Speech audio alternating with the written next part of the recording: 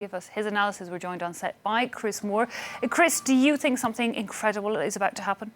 According to Guy Verhofstadt, the EU's Brexit point man, all those incredible Hulk comparisons are infantile. Nonetheless, that is the noise which Boris Johnson has looked to make on the eve of these talks, comparing his country to the Incredible Hulk, saying it's going to get rid of the manacles of the EU on the 31st of October, come what may, and claiming also that incredible progress has already been made in negotiations towards a new settlement, something which, as you said, I think the EU side would probably dispute, and Johnson really upping the ante in that article in the Telegraph and continuing with his threat to ignore the fact that Parliament has passed this law to block no deal. To what extent all of this is just typical Boris Johnson bluster? Well, only Boris Johnson knows, really. What is clear is that members of his own cabinet, including people who are not really any shrinking violets on Europe or anything else, including the Home Secretary,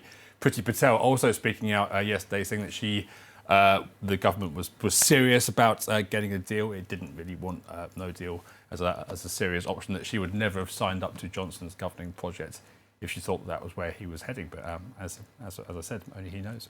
Now, the major issue really remains that withdrawal deal's insurance policy, if you like, the so-called backstop for the border at Northern Ireland.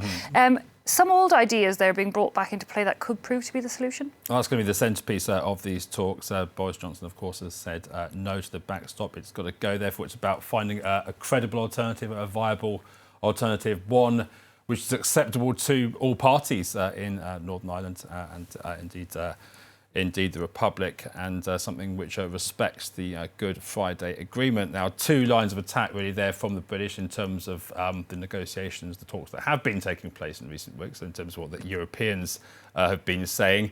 One of them is so-called enhanced market surveillance scheme. Goods would not be checked by customs officials at the border, but within businesses. Now, the EU has described that as aspirational. In other words, I think really pie in the sky. These are technical solutions which were talked about under Theresa May, etc.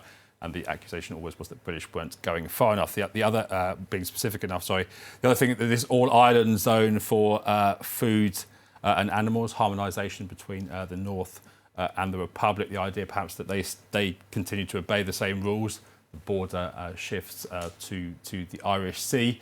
Well, Boris Johnson has already said that so-called Northern Ireland only backstop, well, the UK won't countenance that either. And of course, the DUP in Northern Ireland have said that they want to remain aligned with the UK, whatever happens. Nevertheless, in the long term, perhaps that would offer some kind of credible way out for the British government, but that's far from certain.